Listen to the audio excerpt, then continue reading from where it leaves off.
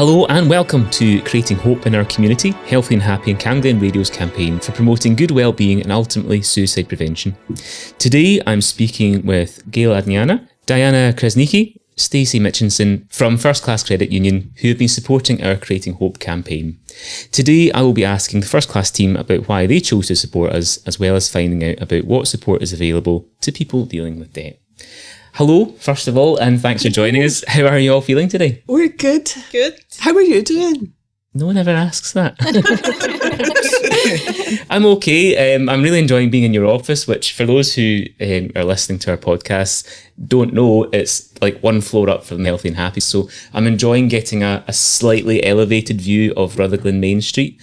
Your office is also very nice and clean. That's not a comment on our offices before I get myself into trouble.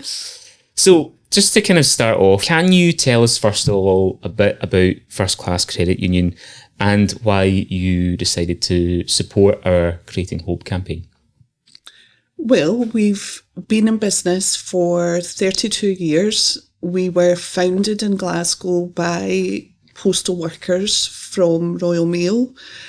And the organisation's just kind of morphed since then and grown, and we work with a number of other trade unions now. And I guess, why do we work with Healthy and Happy? Well, we care. We care about our community that we work in, and we want to be good neighbours.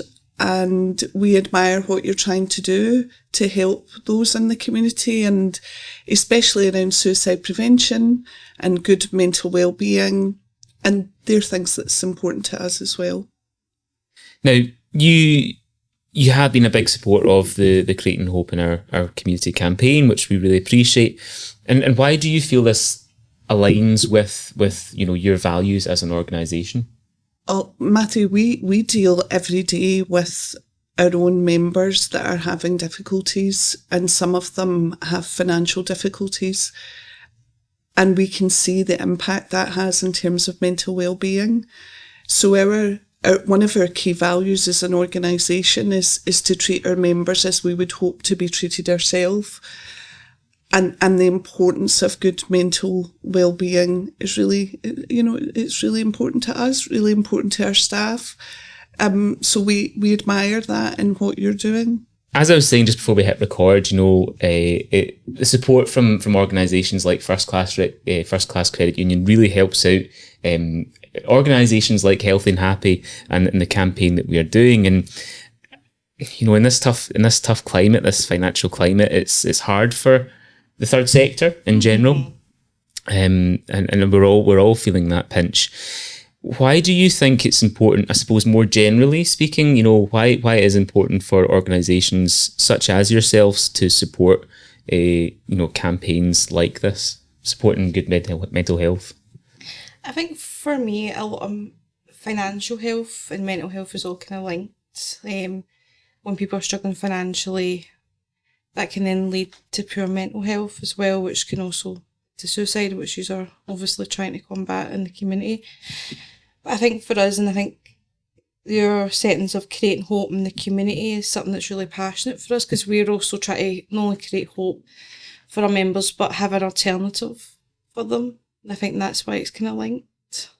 Yeah, I think me and Stacey were chatting about this morning and talking about how hope is really important within communities, because it's the difference between someone taking steps forward to getting help, to talking about what's going on and maybe not doing that, whether that's like financial struggles or, physical health, mental health, food poverty, whatever they're going through. I think the key is having that hope where you think, do you know what?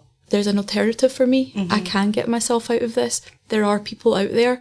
And it's being able to see that is what can really get someone in some of the most kind of like negative places in their lives. So yeah, it's important. I think also it's our duty to help you as a neighbouring business, and the more businesses that can help the third sector, the better. The more we collaborate together, the bigger the outputs are. And it was really interesting attending Healthy and Happy's Hope in the Community event, where you're trying to combat suicide in particular. And if we even save one life through talking about this, then, you know, that's success for all of us. Lovely. Now, I guess this is going to be my first example of a question that's not in the script. And I promise I'm not trying to catch you out. Now, you kind of touched on this yourself, Diana. I think you've all kind of referenced it as well. I mean, when you speak to your customers or your members, if you like, do you get a lot of feedback that the money's affecting their mental health? I think we've had a lot of situations over the last couple of years. It's definitely heightened since COVID, I would say. We've had members who sometimes have very low debt, but you don't know what's happening at home and what else is going on, and money worries and dealing with their employment as well, that they're struggling. And we've had so many members that have spoken to us and they've asked for us for help, and we've been able to maybe reference them with somewhere else and give them another option, somebody else they can speak to. We've got mental health first aiders in the office as well who can speak to members and take the time. Sometimes we find they just want to talk about it, and a lot of time we can give them some solutions or options or payment breaks and things like that, but I would say that we've had a lot of experience of it over the last couple of years. We do try our best to end the call on a good note. There's been times where we've had to phone police and things like that and do welfare checks on members, but I think it's good that they have an option and they can call us and we can maybe try and do the best we can for them. But there's only so much I think we can do as well. One of the things we talk about a lot at work is how tricky life can be to navigate for everyone just now. And I think the pandemic played a part in that. The isolation, loneliness, rising debt levels, increased fuel costs, increased food costs contribute to poor mental well-being.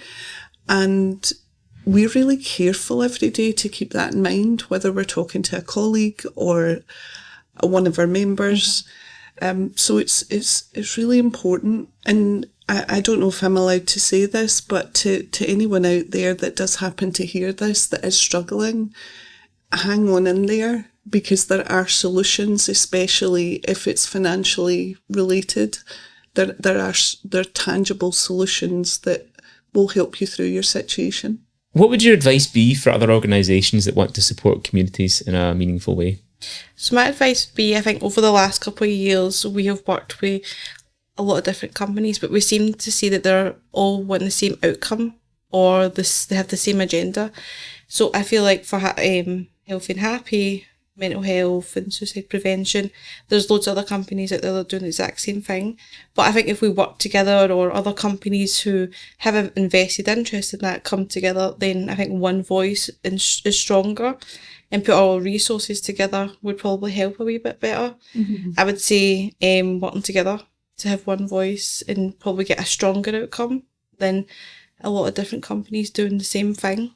I think sometimes collaboration, as scary as it can be and as hard as it can be, is sometimes probably the best thing that could happen. I think look at us here together and how the relationship's grown since, I think, just one coffee morning, and what it could look like in another year's time is quite good. Mm-hmm. Yeah, I mean, so in the charity sector, we are quite conscious about working with others, and also, like, when we are coming up with a new service, something we really ask ourselves is anyone else doing this in the community? Because there's no point in stepping on someone else's toes. It's confusing. We're probably just one of my colleagues used the phrase cutting our own grass or something like that, and I was like, that's quite good actually. But I guess for private sector organisations, they're maybe a wee bit more afraid of like that collaboration, and the competition is obviously more important if you're selling a trade or a product. But yeah, I think that's a really good point. See, sometimes in the credit union sector that some we end up all doing similar things, and then you find out that they're working with another charity and we're all doing something similar. What if we come together?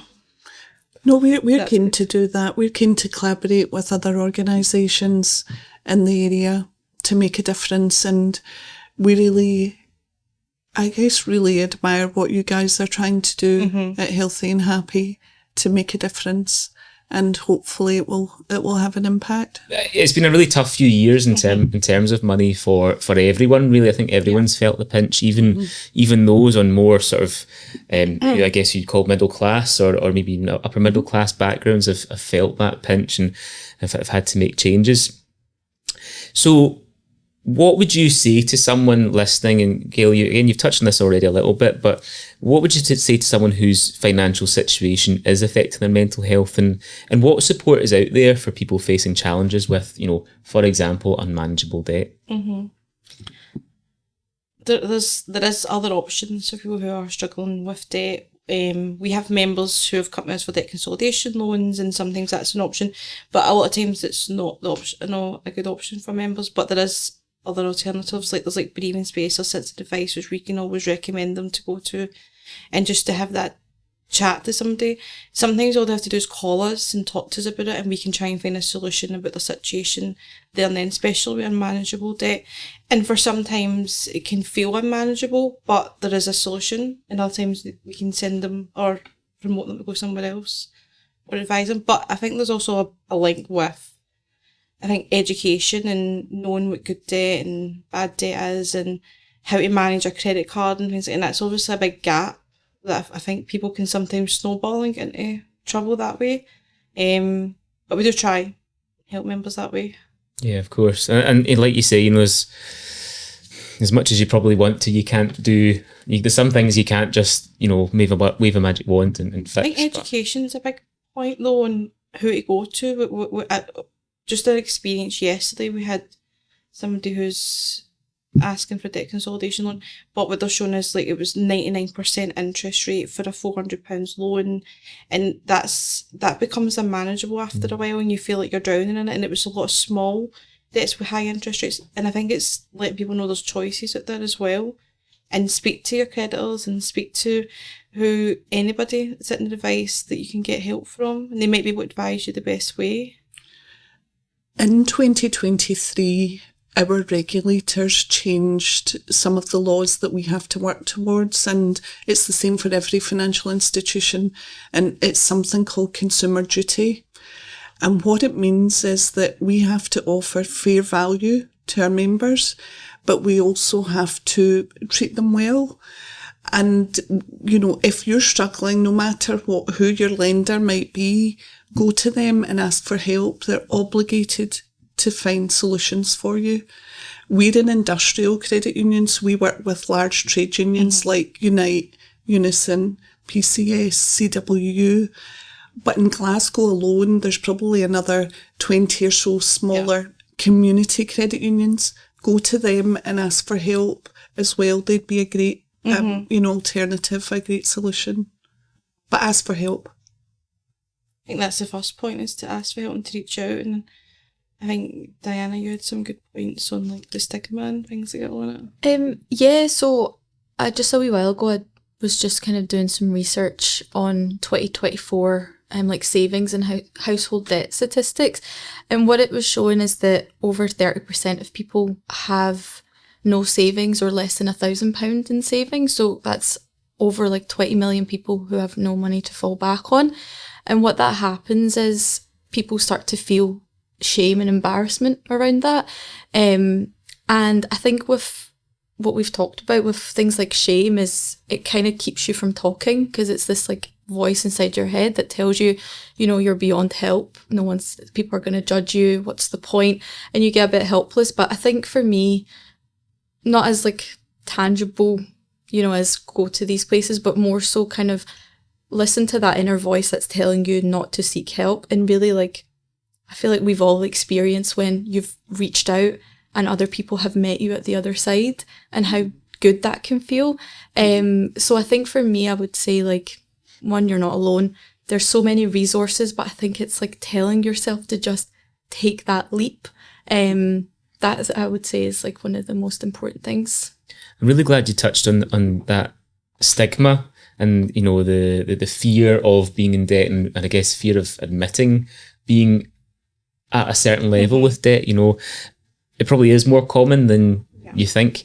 Can you maybe give some recommendations about, if you are finding yourself in trouble, about things that you shouldn't do if you're in that situation? First of all, don't panic about it. There's a solution to every situation. A first step we would recommend is, as we've all said, reach out and talk to someone. Go to your local financial institution, whether it's your bank or a credit union, Citizens Advice, and ask them for help. But what you should be able to do right away is ask for reduced payments on any debt that you have for a period of time. And the financial institution should allow you to let that happen. So we'd say that's the first couple of steps that anyone should take. I think, just to echo that, I think the same as like, don't hide from it. And I think we've all probably experienced in our own life, like you'll maybe shy away from like a deadline or something that's coming up that you're not really wanting to deal with. But with that, I would say just don't hide from it and reach out and ask for the help. So probably similar to what you said and everybody else has said. I think that's the first point, is to ask. Speak about it. And as Diana said, you're not alone. You're not alone in it. And it's really important just to talk about it. Yeah, I think we all have a responsibility as well to maybe start trying to remove the stigma and the shame from it and talk about maybe experiences or shame or being in debt or money worries or good money practices and bad money practices. Like, and I think I've spoken about earlier, but we don't have the education in it. So some people take it really well, or they learned it from their parents. Other people learn from bad experiences. So I think having that open conversation about it, but again, that links to mental health as well, where a lot of people don't speak about it. And then it isn't till you maybe come out the other side or you eventually speak about it that you realise there's so many other people dealing with different situations that you don't actually know about. But perhaps it's worth saying too that sometimes we get debt because we're trying to do the best job we can for our children, for example, and through a marital breakup or a bereavement, you find yourself behind or struggling, and you might have to get trainers for the kids or new school uniforms, and that might put you into a bit more debt. We realise debt comes from trying to do good as well. So you shouldn't feel judged or shame for it. The trouble is no one talks about it, and that's where the shame comes from. But reach out, someone will help.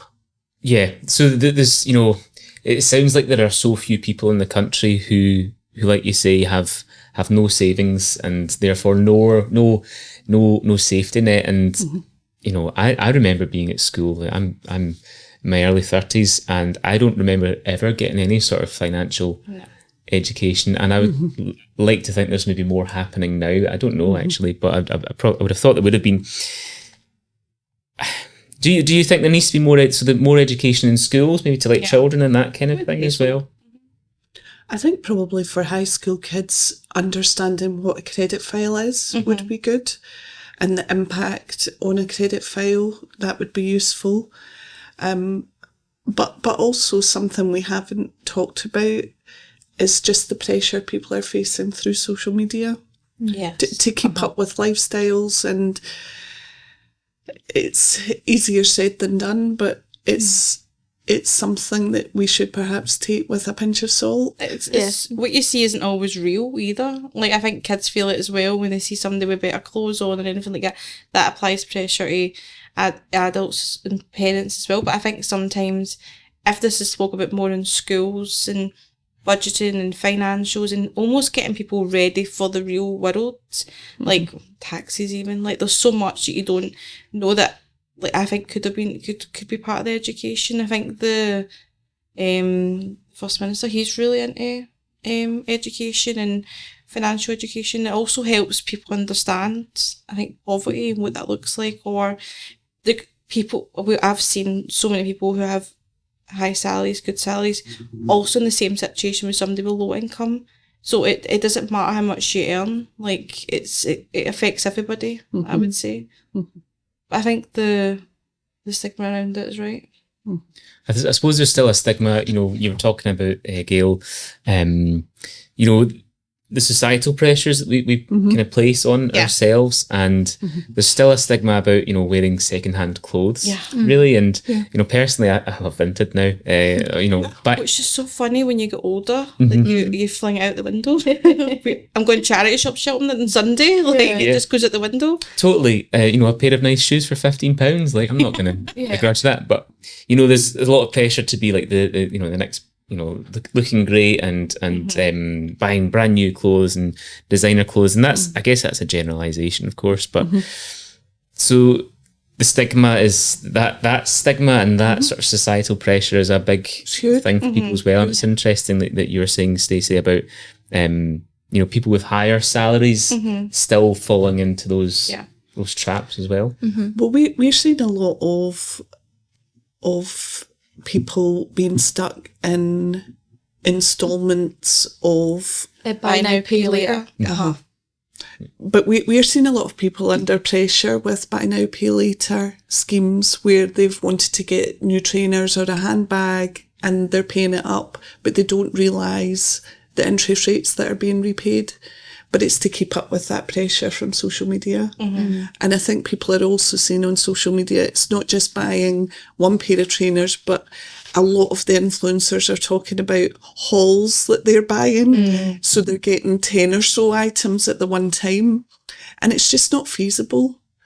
One of the things we're trying to do with our community, our members, is to get them saving.